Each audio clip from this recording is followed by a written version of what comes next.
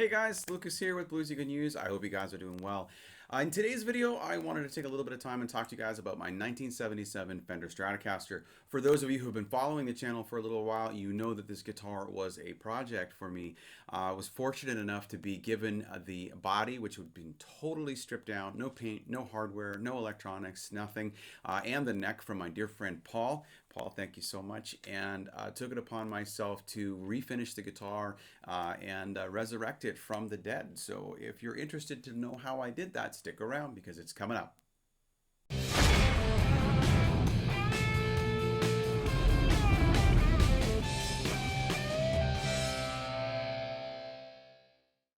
Hey guys, if you like the channel, please click subscribe to receive the latest content in your YouTube feed. Click the bell icon to receive notifications when I upload new content, and follow me on social media. So this is a photo of the body when I received it, completely stripped of all of its finish. As you can see here, this is a three-piece ash body. The neck was functionally in good condition, however it needed a new nut and a refret, but I love the way it showed the age. It looked really cool. So I went ahead and placed an order for some product from StewMac for paints, green fillers, lacquer, jack plates, and things like that, and also Callaham for the bridge. I started out with the Color Tone Aerosol finishing kit.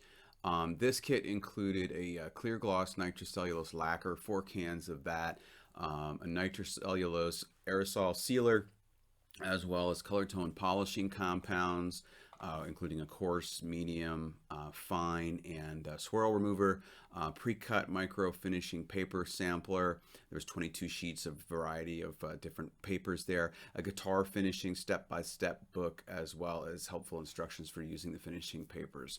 I figured this was going to be what I would need to get myself started on this project. Because I was working with ash, it was going to be important that I had a grain filler. So I also ordered the Color Tone water-based grain filler. It's a really good choice for filling and leveling the pores of open grain woods, which of course ash happens to be. And this particular one is a water-based non-toxic formula. So I had to add this to my collection as well. Finally, I chose a blonde nitrocellulose lacquer spray to refinish the guitar with. Was not able to determine the original color of the guitar, and I wanted to choose something that was actually available in 1977, and I've always liked the blonde Strats, so that's the reason for the choice. For pickups, I went with Seymor Duncan Texas Antiquity Hots. I first heard these pickups demonstrated by Nick Johnson, and I thought they just sounded absolutely wonderful. These are a custom aged set, both aged cosmetically to look older. They use the cloth covered wire and things like that, but also the magnets are degaussed in order to reduce the amount of pull that they have, and they're also using individually ground Alnico 2 rod pulls for these. So the idea is that with less magnetic pull, the string can vibrate more effectively, delivering better tone. Each of these pickups is lacquered and potted in black paraffin wax, just like the originals, and I thought these would be a great choice for my build. I've been really happy with them in the ash guitar. I'd really love to put them in an alder body, and I bet they just sing. So I'm really enjoying these pickups. Finally, I ordered the rest of the hardware, which included a relic pick guard and screws, and a strap buttons, as well as a jack plate, also relic. And finally, a Callaham Vintage Birdge, along with the stainless steel string ferrules. And I had the bridge aged as well. Obviously, I was going for that vintage look. So the first step was to apply grain filler and sanding sealer in order to try to get a level surface on which to apply the paint. This is a bit of a process. As you can see, I began by working with the guitar on the bench and applied grain filler, sand it, apply it, sand it, apply it, sand it, until I had a fairly smooth surface. The second step, once I was satisfied with the surface, was to apply sanding sealer, and I did a few coats of sanding sealer. It's been a long time since I've done the build now, but I can't remember exactly how many coats I did. But again, a similar process, applying the sanding sealer and then actually sanding the guitar between coats in order to try to get a level surface on which to apply the paint. Here in this shot, you can actually still see the grain, even though I've begun applying paint to the body of the guitar. So I continued working layers of paint, followed by sanding, layers of paint, followed by sanding, until I started to get a fairly smooth surface. I can't remember, this process took me a few weeks to complete.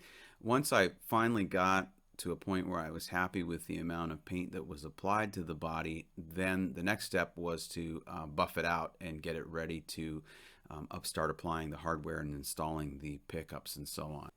It's a long process. It requires a lot of patience, and you have to have correct ventilation. You have to wear the correct masks. The paint itself is very, very toxic and very smelly to work with.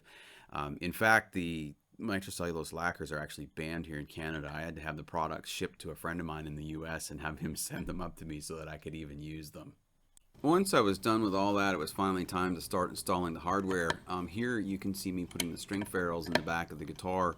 Again, this is a hardtail, and the trick with this is I'm actually heating the string ferrules with a soldering iron so as not to crack the lacquer that is actually on the body of the guitar. So this is a little trick that I discovered through some reading on the internet, because some guys have gone to this part of the build and actually ruined the finish on the back of the guitar because they try to force the string ferrules into the hole. And of course, with the paint that's been applied, the holes are no longer the same size. So this trick will save you a lot of time and aggravation if you decide to do this on your own build. For the next step, I applied copper shielding inside the body cavities and on the pick guard as well. Here you can see we've wired up the pick guard, and because it's a hardtail, you can see the ground wire for the bridge there. There's a shot of the neck cavity as well. This is a micro tilt. And there's the aged hardware. I think it turned out really, really nice.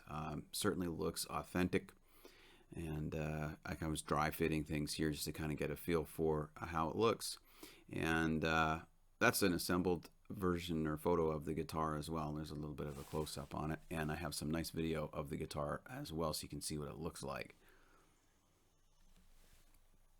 So again, this guitar shows quite a bit of age on the neck. It is quite worn. It's been played a lot, no doubt about that. That is a Jescar stainless steel fret wire. I had that installed down at Cosmo Music in Toronto, one of my favorite music stores.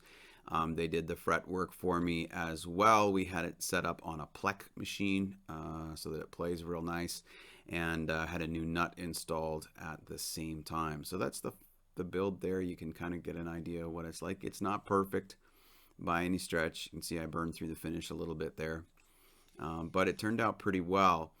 I would say I've invested about $260 for the pickups, about another $225 for the hardware and paints and things like that, and another couple of $100 to have the fretwork and everything done. So I've got about $600 into this guitar. The plastics I aged myself. That includes, I actually buggered up the first pick guard I got, had to do another one. As well as the volume knob, tone knob, and the 5-way switch cover. I actually used instant coffee, scuffed up the pick guard and as well as the knobs, and soaked them in some instant coffee, and it worked great. Well, guys, that's it. I wanted to do this video, I think, as much for documentary purposes for myself. This is the first time I've ever refinished a guitar, and I did manage to snap a few pictures through the process and thought it'd be nice to put this together. I might like to refer back to this someday. I'm by no means an expert. I'm not a luthier here, but yeah, I had a great time refinishing this guitar, and you know, being able to take such an old piece of wood and make it make music again. There's something special about that I really enjoyed. I will say that I found the folks over at StewMac to be very helpful. Having never done this before, I had no idea what I was doing and what I needed, and I spoke to their people on a number of occasions and found them to be very, very helpful. Also, the book that came with the finishing kit was really detailed and made it pretty easy to understand exactly what I had to do to get the guitar to be in this position that it's in today. So thank you guys for watching. My question of the day today is, what color would you have chosen for the body and the pickguard for this guitar? Please leave your comments in the comment section. I can't wait to see what kind of colors you guys would have chosen to do this. And don't forget to like and subscribe. I really do appreciate your support. Certainly the channel seems to be growing pretty quickly these days, and that's all due to you guys. So thank you so much for your support. I really do appreciate it. Thank you for watching, and have a great day.